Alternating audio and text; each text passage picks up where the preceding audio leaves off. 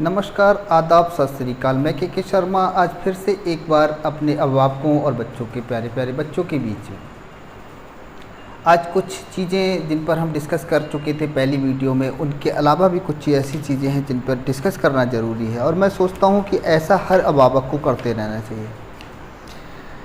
तो मैंने कुछ पॉइंट्स नोट किए थे, उन पॉइंट्स को मैं आपके सामने डिस्कस करना चाहता हूं ताकि हम और आप मिलकर अपने बच्चों का भविष्य को उज्जवल बना सकें, अपने बच्चों के साथ उनको अच्छी हैबिट्स में परिवर्तित कर सकें, उनकी अच्छी आदतें उनके अंदर ला सकें। तो सबसे पहली बात तो ये है कि अक्सर देखा जाता है कि बच्चे स्कूलों में यूनिफॉर्म पहन के आते हैं, लेकिन यूनिफॉर्म किस तरह की पहन के आते हैं मम्मी पापा अक्सर ध्यान देते हैं, लेकिन कुछ समय ऐसा होता है कि वो किसी वजह से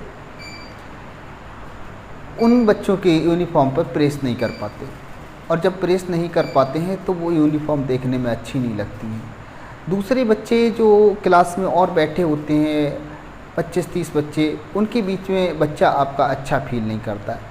हम आपको तो लगता है क्योंकि हम अभिभावक हैं, हम लोगों को लगता है कि नहीं ये तो छोटी सी बात है, क्या ज़रूर है, प्रेस करने से ही बच्चा थोड़ी पढ़ेगा। लेकिन सही बात ये है कि बच्चे के अंदर हीन भावना आ जाती है जब उसको कोई टीचर कह देता है कि बेटा आज कैसे कपड़े पहन के आए, या दूसरा बच्चा कोई टोक देता है या दूसरों को देखता है वो।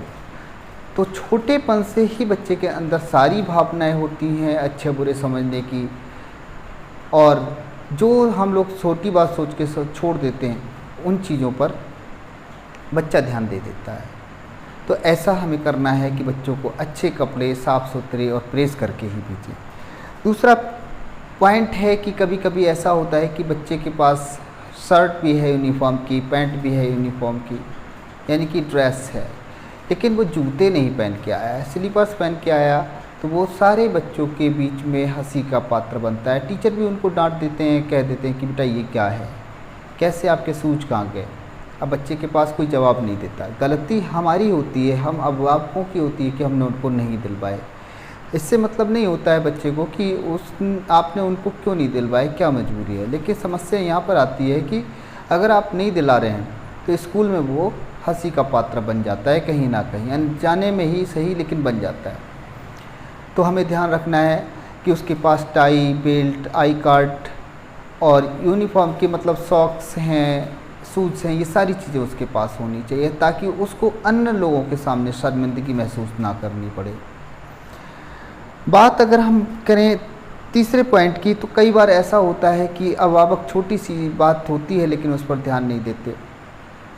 बच्चे की पैंट फट जाती है, बच्चे की शर्ट फट जाती है, स्कूल से फ़ोन जाता है या स्कूल से सूचित किया जाता है कि आपके बच्चे की यूनिफॉर्म इस तरह की है, फटी हुई है या कुछ है।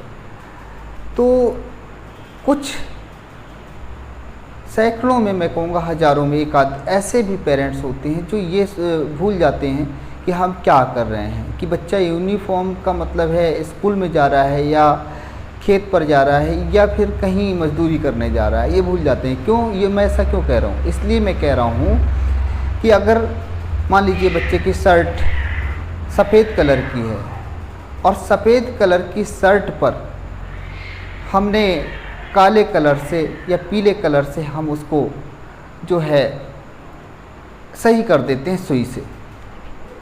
नहीं करना चाहिए। हमें क्या है कि अगर हमें खुद नहीं आता है करना तो हम टेलर से कराते हैं, 10-5 रुपये खर्च होते हैं उसमें, लेकिन बच्चा हंसी का पात्र बनने से बच जाता है। तो ध्यान रखना है इस तरह की चीज़ें ना की जाएं बच्चे के लिए।